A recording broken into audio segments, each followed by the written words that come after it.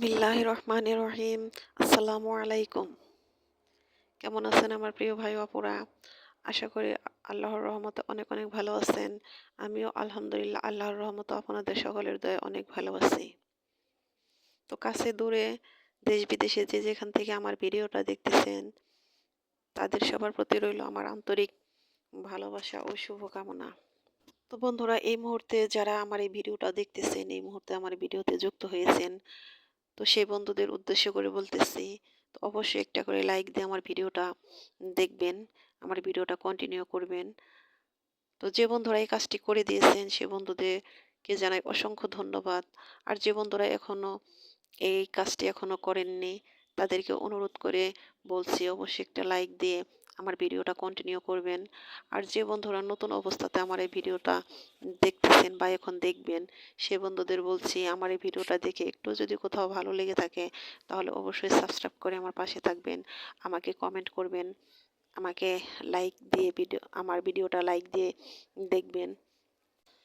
তো বরাবরের মতো আজকে অনেক সকালে ঘুম থেকে উঠে ফজরের নামাজ সেরে হাঁটার জন্য গিয়েছিলাম। প্রায় 40-45 মিনিট হেঁটে বাড়িতে এসেছি। এসে সকাল সকালে সব কাজ বাসি কাজ সেরে আমি রান্নাটা করে নিয়েছি, খাওয়া দাওয়া করে ছেলেকে স্কুলে পাঠিয়ে দিয়ে এখন আমি একটু আমার বাড়ির কাজের পরিচর্যা করব। সেটা হলো আমার এই বাগানটা একটু কাজ করব। তো এই যে রেইন লিলি যে গাছগুলো দেখতে পারতেছেন, এই গাছগুলো বর্ষাতে ফুল ফুটে এখন আর ফুটবে না। সে কারণে এই গাছগুলো কিছুদিন পর পর কাটিং করে দিতে হয়। কাটিং না করলে গাছগুলো দেখতে খুব খারাপ লাগে, যেহেতু ঘরের সামনের গাছ। তো আমি গাছগুলো সুন্দর করে কাটিং করে দিতেছি। আর আমার বাগানে যে অন্যান্য ফুল গাছগুলো আছে, যেমন চন্দ্রমল্লিকা, সে ফুলের ফোটার আগমন শুরু হয়ে গেছে। এই ডিসেম্বরে হয়তো ফুলগুলো ফুটে যাবে। তো এই ফুলগুলো বছরে একবার ফুটে, তারপরও সারা বছর তপস্যা করে রাখি, যত্ন করে। কারণ এই ফুলটা বাগানে যদি না থাকে বাগানটা মনে হয় যে অপূর্ণ থেকে যায়, ভালো লাগে না। যেমন ডিসেম্বর মাসে এই গাঁদা ফুল, চন্দ্রমল্লিকা, এখন তো ফুলের সিজন সামনে শুরু হয়ে যাবে অনেক। তো বাগানের মধ্যে শুধু এক সিজন ফুল যে ফুটে সে গাছগুলো রাখলে ভালো লাগে না। এটাতে যে 12 মাস যে ফুল ফুটে সেগুলো দু একটা রাখতে হয়, তাহলে বাগানের সৌন্দর্যটা বজায় থাকে সব সময়। তো তার জন্য আছে আমার বাগানে রঙন আছে, তারপর নয়নতারা, আরও জানি একটা কি ফুল, ওই বেগুনি কালার ফুটে, ওটার নাম জানি না, এটা 12 মাসই ফুটে। মাসাল্লাহ ভালো লাগে, ওটি দেখে আমার ভালো লাগে। তারপরে আছে কসমস, ওটাও তো 12 মাসই ফুটে। তো আমি বাগানের কাজ সেরে তারপরে আবার চলে এসেছি আমার একটু সবজি রান্না করব, তার জন্য সবজিগুলো রেডি করতেছি। তার জন্য আমি পেরে নিলাম, ওটাকে বলি আমরা বেঙ্গালু, আপনারা কি নামে জানেন জানি না, সেটা পারলাম। আর হলো এই যে আমার গাছের সিম, আলহামদুলিল্লাহ বছরের প্রথম গাছের সিম তুলতেছি আজকে। সিম ধরেছে কিন্তু জাংলাটা এমন উঁচা, ভাবতেছি কিভাবে এই গাছ থেকে সিম পারবো। আপনাদের ভাই অনেক উঁচা করে দিয়েছে, তো পারা যাবে, একটু কষ্ট হবে চেয়ারে করে।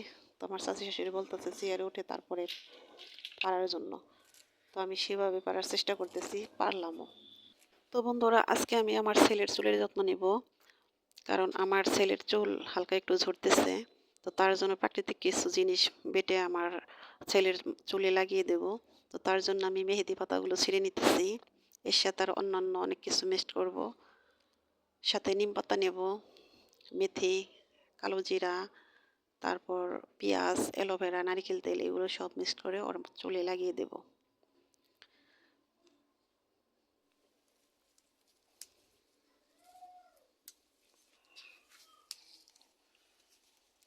তো এই তো নিলাম কয়েকটা নিম পাতা।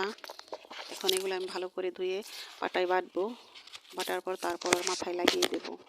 তো এমনি তো অনেক বেলা হয়ে গেছে, দুপুর প্রায় শেষের দিকে, তেমন একটা সময় নেই। তো স্কুল থেকে এসে পড়েছে, এখন আমি এটাকে লাগাবো। তো আমার ছেলে এটা লাগাতে চাইতেছে না, বলতেছে আমি অর্গানিক তেল এনে তারপরে লাগাবো। আমি কই, তেল লাগাও যাই লাগাও, তারপরে এটা আমি সপ্তাহে একদিন তোমার মাথায় লাগিয়ে দেবো, তা না হলে কিন্তু মাথা চুল ঝরে মাথা টাক হয়ে যাবে। তো এগুলো বলতেছি আর পাতাগুলো বাটতেছি। এখন এর সাথে আমি পেঁয়াজটা বাটবো। এই যে কালো জিরা আর হলো মেথি নিছি, পেঁয়াজ নিছি। এখন আমি যে অ্যালোভেরা প্রসেসিং ছাড়া করতেছি তাড়াহুড়ো, এই কারণে হাত দিয়ে এই অ্যালোভেরার খোসাটা ছাড়িয়ে তারপরে মিশিয়ে নিলাম। এখানে বাটিতে তেল আছে, এর মধ্যে আমি এগুলো দিয়ে ভালো করে মেশাবো। তারপরে এর সাথে দিব লেবুর রস, দিয়ে সুন্দর করে লাগিয়ে দেব। তো বন্ধুরা, এই জিনিসটা চুলের জন্য অনেক উপকারী। আপনাদের যাদের মাথায় চুলে বা চুল ওঠার সমস্যা আছে, খুকশির সমস্যা আছে, আপনারা এটা এভাবে বেটে মাথার মধ্যে লাগিয়ে নিতে পারেন। তাতে অনেক উপকার পাবেন, তাতে মাথার চুলগুলো ঝরবে না। এগুলো আমিও মাঝে মধ্যে নেই, মাথায় বেশ চুলে বেশ কাজ দেয়, চুলগুলো অনেক সুন্দর হয়। তো এই যে আমার ছেলেকে দিয়ে দিতেছি, এটা ভালো করে মাথার চামড়ার সাথে মিশিয়ে দিতে হবে। উপরে উপরে দিলে শুধু চলবে না, তো আমি সেভাবে দিতেছি। তো বন্ধুরা, এটা নিলে হাতের নাগালে, যাদের হাতের নাগালে এই সমস্ত জিনিসগুলো পাওয়া যায়, তারা এটা নিজেরা যদি একটু কষ্ট করে বেটে চুলে লাগিয়ে নেন, তাহলে চুলের যত্ন আসলে অনেক উপকারী একটা জিনিস। এটা টাকাও লাগবে না, কোনো টাকা পয়সা খরচাও হবে না। এটা শুধু নিজের একটু চেষ্টা, নিজে একটু কষ্ট করে লাগিয়ে নিলেই মাশাআল্লাহ মাথার চুলগুলো অনেক সুন্দর থাকে, চুলগুলো ওঠা বন্ধ হয়। তারপর খুকশির যে ঝামেলাটা সেটাও থাকে না। তো বন্ধুরা, আমিও এটা লাগাই বা লাগানোর চেষ্টা করি। আগে তো সপ্তাহে ১ দিন করে নিতাম। এখন সেরকমভাবে নিয়ম করে নেওয়া হয় না। তারপরও মাঝে, মাঝে চেষ্টা করি নেওয়ার জন্য। তো আমার প্রিয় বন্ধুরা, আপনারা অবশ্যই জানেন কম বেশি এটার উপকারিতা। তো যাদের হাতের নাগালে এটা আছে, তারা অবশ্যই এটা নেওয়ার চেষ্টা করবেন। তাতে বিনা খরচে মাথার চুলগুলো ভালো থাকবে, খুশকিমুক্ত থাকবেন। তো আমার প্রিয় বন্ধুরা, আমার ভিডিওটা দেখতে, দেখতে যারা এখনও লাইক দিতে ভুলে গেছেন, অবশ্যই একটি লাইক দিয়ে আমার ভিডিওটা কন্টিনিউ করবেন।